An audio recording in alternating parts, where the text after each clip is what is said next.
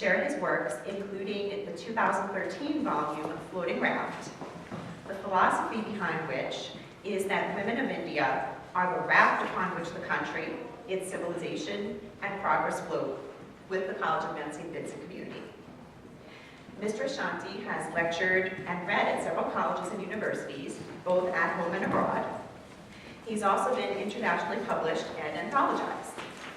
He's listed in Who's Who in the World, Who's Who in America, Who's Who in American Education, Who's Who in America, Writers, Editors, and Poets, the International Writers and Authors Who's Who, and the Poets and Writers Directory. His book, Nova, which he has a copy of here today, was entered for the Pulitzer Prize. Regardless of your academic major, or the student club or campus organization you're part of, something within Mr. Ashanti's body of work, from Floating Raft and his other volumes, is sure to strike a chord with you.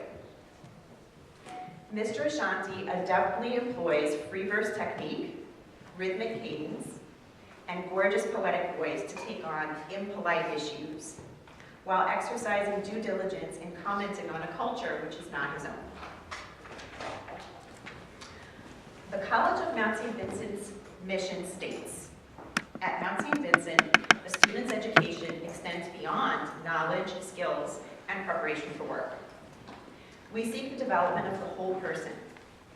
In the spirit of St. Vincent de Paul and Elizabeth Ann Seton, we foster an understanding of our common humanity, a commitment to human dignity, and a full appreciation of our obligations to each other. I first met Mr. Ashanti and heard him read at a Walt Whitman birthplace poetry event last spring.